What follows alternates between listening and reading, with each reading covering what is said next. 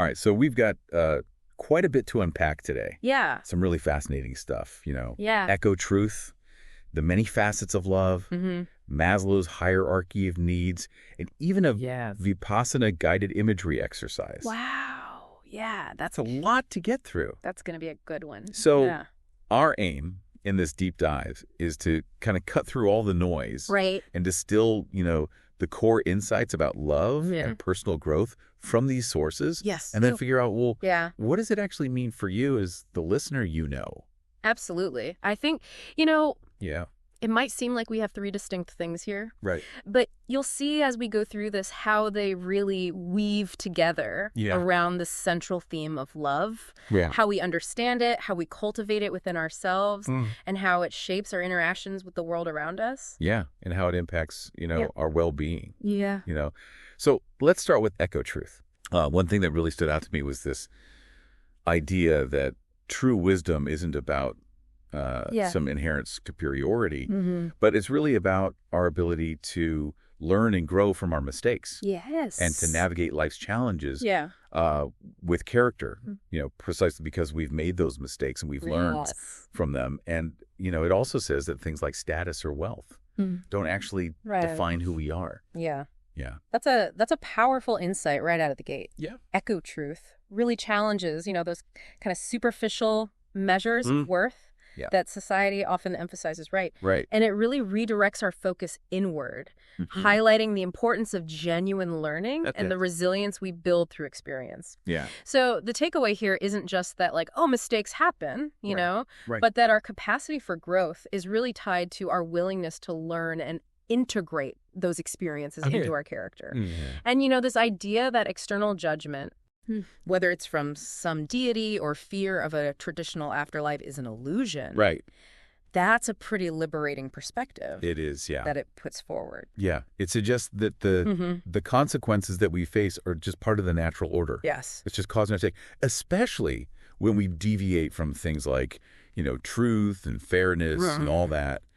It's about understanding those natural repercussions. Precisely. Yeah, it's a very grounded ethical framework instead of some kind of external authority dictating right and wrong. Right. Echotruth really points to these inherent laws of what it calls the creative force of life, or simply creation. Okay. And this kind of brings us to their central concept of love, which they present as having kind of two primary aspects. Okay, so love for creation and love for each other. Exactly. And it sounds like this love for creation isn't just just a passive feeling. It actually develops through genuine human effort and really caring for other people. Yes. Think about it as the feeling that you get when you contribute to something larger than yourself. Yes. Volunteering, caring for the environment. Yeah. That active engagement is key. Exactly. It's an active participation in life. Right. A deep recognition of our interconnectedness with everything around us. Yeah. And what's really fascinating is how Echotruth positions love as this foundational principle. Okay.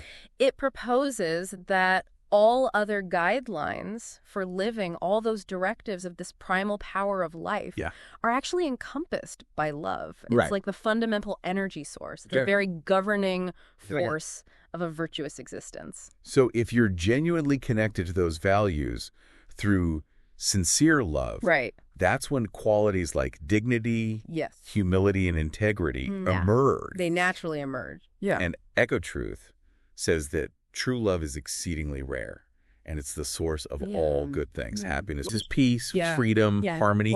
And it even suggests that any other notions that we have about goodness and beauty are just lesser reflections of this fundamental love. Yeah, it elevates love to this level of profound, almost cosmic significance. It's not just a fleeting emotion, right? Right. It's the bedrock of existence, the origin of all that we perceive as positive and beautiful in the world. Yeah.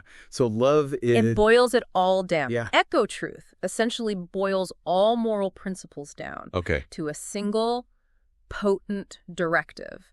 Cultivate love, both for the world around you and for your fellow humans.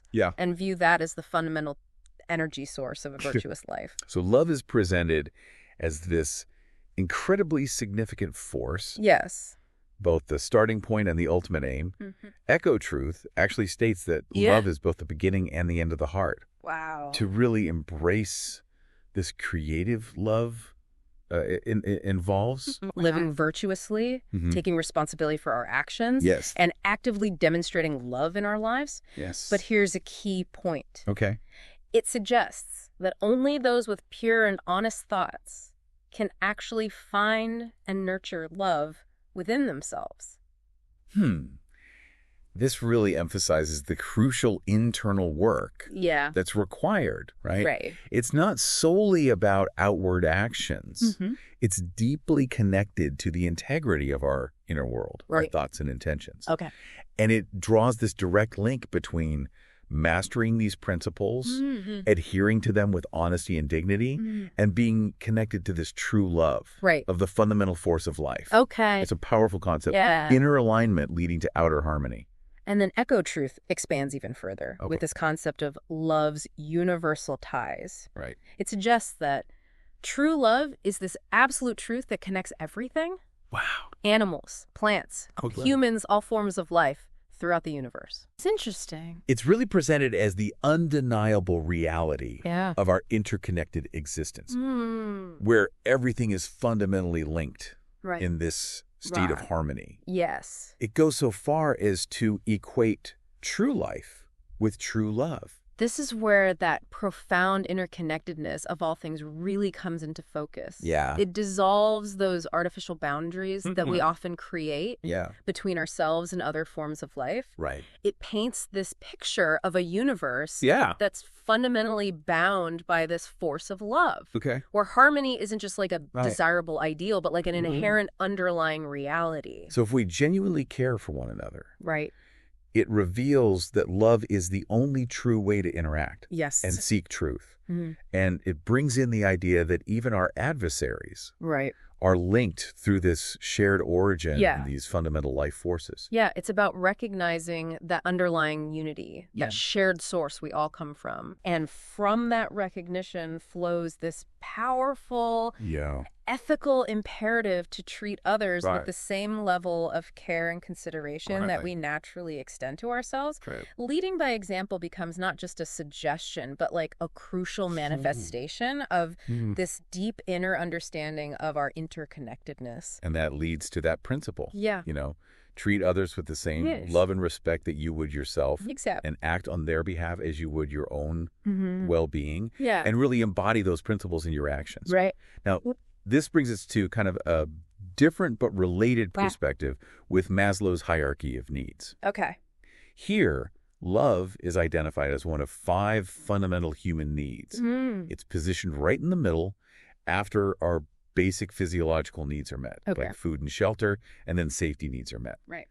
This love and belonging level includes both the need to give and receive affection. And once that need is reasonably satisfied, we move on to needs like esteem and ultimately self-actualization. Exactly. Maslow provides a framework for understanding, you know, the drivers behind human motivation and love and belonging are placed as critical motivators once our survival and security are relatively assured. And it's fascinating to see how this more psychological model kind of aligns with the philosophical perspective of Echotruth in highlighting this essential role of love in human flourishing and well-being. Yeah, and Maslow also talked about something called metamotivation. Okay. Which is essentially the drive we have to keep growing and improving even after our basic needs are taken care of. Right. It suggests this continuous striving for something more. Okay. Which seems to echo that idea of ongoing spiritual progress that we saw in Echotruth. Yeah, it's like we're always reaching for that next level. Right. Yeah, and he also pointed out that the satisfaction that we get from fulfilling these needs tends to diminish as we move up the hierarchy. That's a key observation. Yeah. The impact of having our physiological needs met is huge when we're deprived, right? Yeah. But that added benefit lessens as those needs become consistently met. Okay, so let's try to connect these two ideas now. Okay. Echotruth really expands on Maslow's concept of the need for love by going into detail about how that love is actually demonstrated in our lives. Okay. It's not just a feeling. Mm-hmm. It's actively shown through our physical actions and also through our awareness-based thoughts and intentions. Right. It emphasizes the importance of sincerity in both our words and our deeds, with the ultimate aim of alleviating the various forms of suffering that others experience. This is where that abstract idea of love becomes very practical. Echotruth provides this more detailed view of what it truly means to embody love in our daily lives. Right. It bridges the gap between the philosophical concept and concrete actions, highlighting all the different ways we can express care and compassion through both what we do and what we intend. Okay, and it goes even further, suggesting that this authentic love, whether expressed through physical actions or through our awareness and intentions, has a real power to alleviate suffering, to reveal deception, and even to remove obstacles in life. Wow. And it encourages extending kindness and forgiveness even towards those who oppose us. That's a pretty radical and challenging idea for many. Yeah, it is. It suggests this transformative power inherent in genuine love, this force that can cut through negativity and promote healing and understanding, and this idea of extending kindness even to our opponents really challenges our more primal instincts and points towards a higher level of emotional and spiritual maturity. And then there's this really crucial aspect of cultivating authentic love within ourselves, which Echotruth suggests leads to deeper self-discovery and self-reliance. When love is truly rooted inside of us, it becomes this powerful internal compass, guiding us towards making responsible choices that align with our deepest values and contribute to our overall emotional.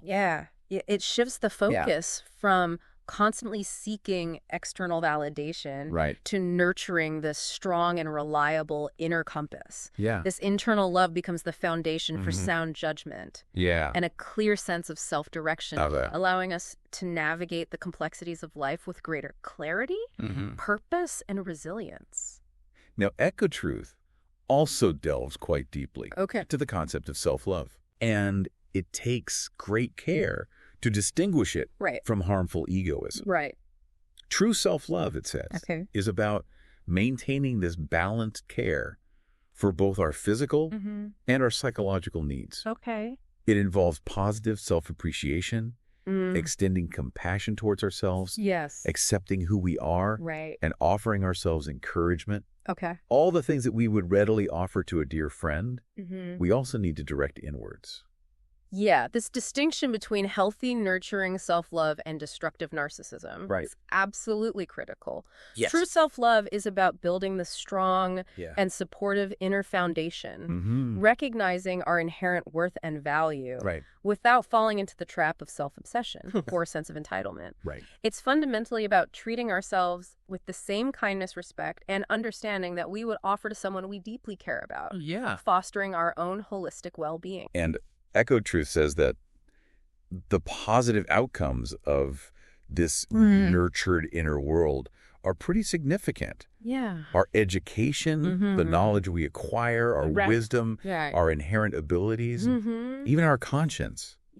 These are all reflections of the cultivation of genuine self-love. A strong sense of self-worth, rooted in genuine self-love, naturally extends outward.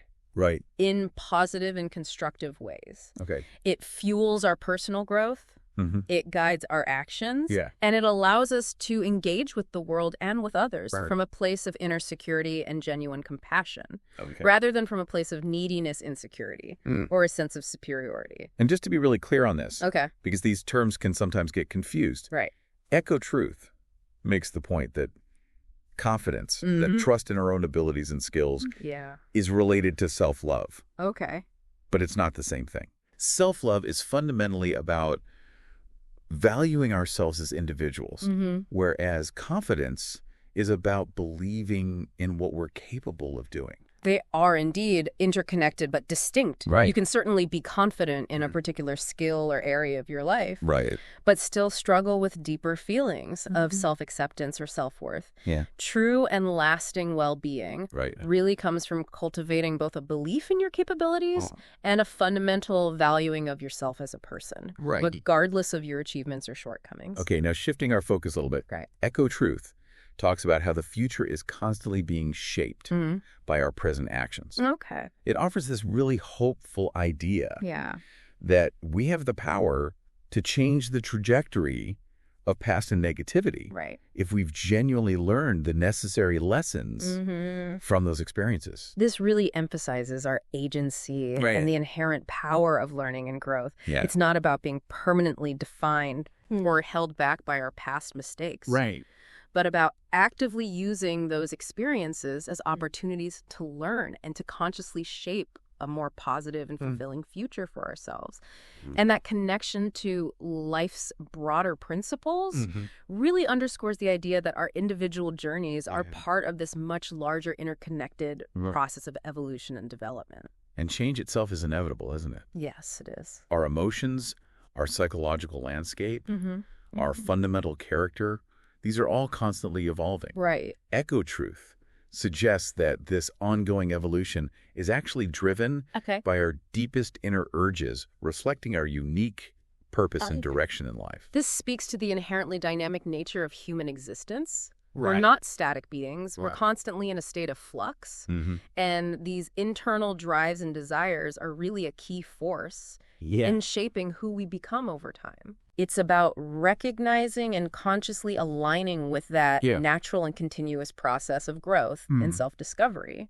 Echotruth also brings up this idea that challenges and hardships, the difficult times in our lives, can actually foster creativity and lead to significant spiritual growth. Interesting. When things are too easy and comfortable, our creative impulses can sometimes stagnate. Right. It's often in those tougher times that our creative imagination really kicks into high gear as we search for solutions and new ways of being. This is a powerful reframe of adversity. Yeah. It's not just something to be avoided or endured, but a potential catalyst for innovation resilience and profound inner development. Yeah, and it emphasizes the importance and that emphasis of consciously navigating our lives. On conscious self-direction is absolutely crucial. It's about taking ownership of our inner lives, our thoughts, and our emotional responses, rather than just being passive recipients of external circumstances. So adversity shouldn't be something that we simply try to overlook or push aside. Right. Instead, it should be seen as this valuable opportunity to learn important lessons and to facilitate personal growth. It's about consciously shifting our perspective, actively looking for those learning opportunities that are often embedded within those challenging situations. It requires a certain level of inner resilience and a willingness to look beyond that immediate difficulty to recognize the potential for growth and development that it might offer. Yeah, and this leads to this really fascinating point in Echotruth about the nature of positive and negative experiences. It suggests that a positive experience can't really be understood or appreciated without the contrast of a negative one. We can't really understand freedom without having experienced unfreedom. We can't appreciate joy without knowing sorrow. However, it's careful to state that hatred is fundamentally different. It's not a life-affirming principle. This is about embracing the full spectrum of human experience. These contrasts, the highs and the lows, are what give depth, meaning, and richness to our lives. But hatred is presented as something fundamentally different. Not a necessary opposite, but rather a destructive force that doesn't align with those inherent principles of life. And Nietzsche's concept of radical acceptance encourages us to find value and meaning in all aspects of our existence, even those that are difficult or painful. And that brings us back to the idea of free will. Humans possess this capacity for free choice. And sometimes that free will can unfortunately lead to feelings of hatred. Right. Which might be perceived as a natural or inevitable part of life. But Echotruth argues that truly ethical decision-making, which is based on logical understanding and genuine personal insight, is what ultimately promotes overall well-being and harmony.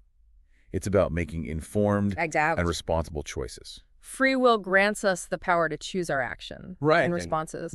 But that power also comes with this significant responsibility to choose wisely. Ethical decision-making guided by reason, empathy, and a deep understanding of life's interconnectedness is presented as the most constructive path towards creating a more harmonious and fulfilling existence for everyone. And Echotruth says that the fundamental purpose of life is to realize our full potential. By gaining a deep understanding of the principles of creation and by truly appreciating the worth of life, especially when viewed within the context of our own mortality. It's a powerful call to live a life filled with purpose and meaning, recognizing our unique place within the larger cosmic order, gaining a deep understanding of these fundamental principles that govern existence allows us to live in greater harmony, not only with ourselves, but also with the entire world around us. It emphasizes that all distinctions and comparisons that we make are ultimately based on our underlying interconnectedness, which leads to the importance of developing discernment. And aligning our individual will with what it calls the will of creation. And this recurring idea of duality appears again, this constant interplay of opposing forces that shape our existence. Things like the tides, the cycle of night and day, and even emotions like love and hate. Echotruth offers this perspective. The concept of duality is a recurring and significant theme throughout Echotruth, highlighting those inherent tensions and contrasts that are woven into the fabric of life. And that perspective offered here is that even the most difficult challenging experiences can ultimately serve a valuable purpose, prompting us to grow, to question our assumptions, and to seek a deeper understanding of ourselves and the nature of reality. However, Echotruth also points out our common human tendency to lean towards negative interpretations of events and situations, often overlooking the positive aspects that might also be present. This tendency towards negativity, it suggests, doesn't stem from some inherent self-rejection. It's a crucial reminder to be consciously mindful of our inherent biases and to actively cultivate the practice of looking for the good, even within challenging or difficult situations. Our fundamental perception of ourselves plays this remarkably significant role in how we ultimately interpret and experience the world around us. And here's a really interesting and potentially empowering thought. Echotruth proposes that within our feelings, during times of calamity, the seeds of the solutions actually exist. Interesting. Waiting to be consciously recognized and then actively implemented to bring about. This really emphasizes the incredible power of our own inner resources. Even in the midst of significant difficulty, our emotions can actually hold valuable insights and guide us towards effective resolution. Consciously choosing love, understanding, and forgiveness is presented as a powerful pathway towards personal healing and stronger, more positive connections with others. Ultimately, Echotruth concludes that life is inherently exciting and full of profound insights. But this requires us to approach it with a spirit of understanding and sense of purposeful living. It's a powerful call to live our lives with intention, with a deep sense of self-compassion, and with a clear recognition of our own inherent worth. It's about treating ourselves with the same level of kindness, understanding, and support that we would readily offer to a dear friend or loved one. We need to be our own best allies. Treating ourselves with compassion, kindness, and thoughtful consideration. It encourages the practice of self-forgiveness. And the continuous renewal of that friendship that we have with ourselves. And despite the challenges and difficulties that life presents, Echotruth paints a picture of the world as a fundamentally stunning paradise. It's a profoundly hopeful and empowering message, emphasizing our agency and shaping our experience of the world, both our internal landscape and our external reality. By consciously choosing to focus on the good and actively working to cultivate and preserve it, we contribute to creating a more positive